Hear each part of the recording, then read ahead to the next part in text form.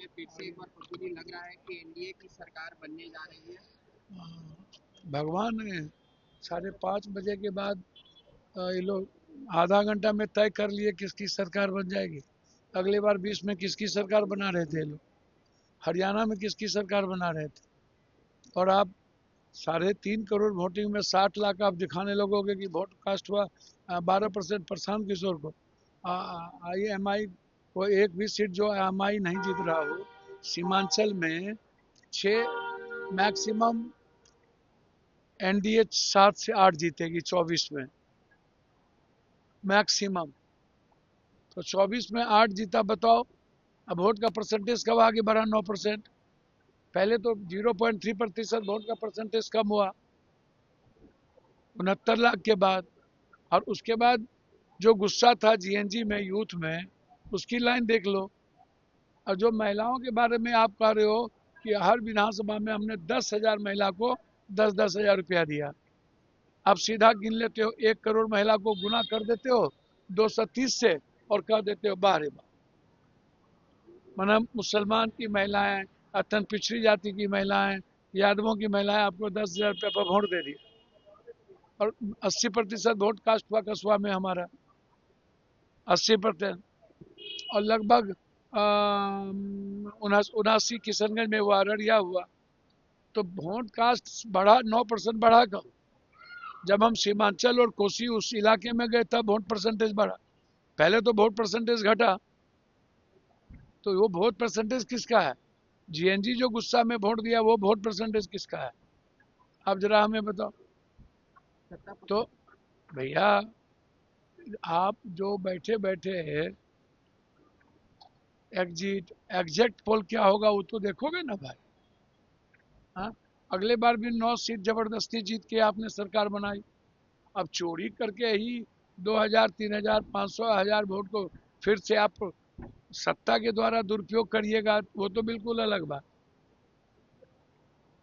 वो सत्ता है तो आप नंगा खेल खेल लेते हैं, लेकिन जनता के बदौलत तो आपके पास कुछ भी नहीं है। बदलाव हमें दिखा है, मैंने जितना बिहार का दौरा और मोटरसाइकिल से, मैं तो कह रहा हूँ जितना मैंने देखा है उसमें बदलाव है।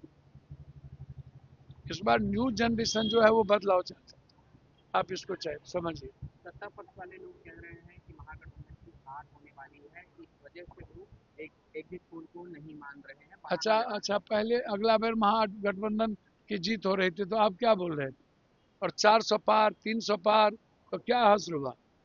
और कब एग्जिट पोल सही हुआ है ये भी बता दो। एक बार इंडिया टुडे चाणक्य के एग्जिट पोल के बाद कब सही हुआ? और 400, 350 पार तो सब दिखा रहे थे अगली बार मोदी जी को। क्या हुआ कि बैठ करके 10 मिनट में 5 बजे के बाद शुरू कर देते हो, आधे घंटे में एग्जिट पोल। अब वोट कास्ट होता है 7 बजे तक, 6 बजे तक, 8 बजे तक। तो बिना जाने बिना समझे पहले से तय कर लेते हो और एक अमित भाई लव लेटर देते हैं, उसी के इर्द गिर्द शुरू हो जाए नाचना, ताकि चोरी करने का बड़ा मजा आ जाए।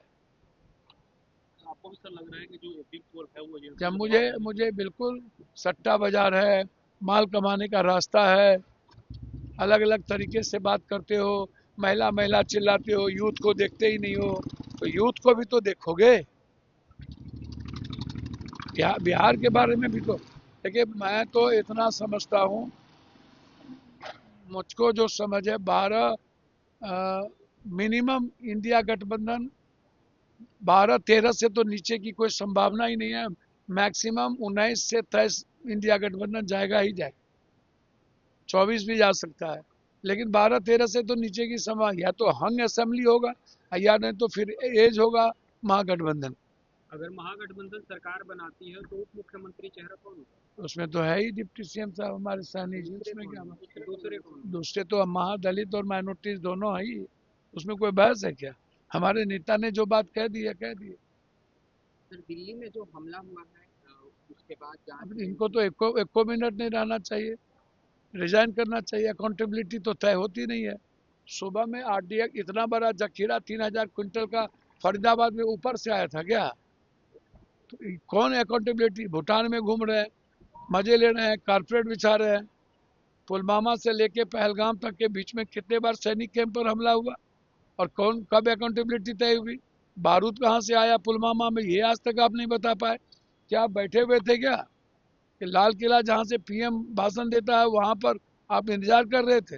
अब फिर वो शुरू कर दिए जवाब देंगे, तो दीजिए ना जवाब। कब जवाब दिए हैं? पुलवामा में जवाब दिए क्या? पहलगाम में जवाब दिए क्या? हद ही हो गई भाई। आप जवाब दीजिए और पहले रिजाइन तो करिए, अकाउंटेबिलिटी तय तो करिए। इंटेलिजेंस किसके अंडर में है? ये तो बताइए कि जो फेल्योर है इंटेलिजेंस कि फरीदाबाद में आ गया पूरा का पूरा, पहले आप उसको देखिए।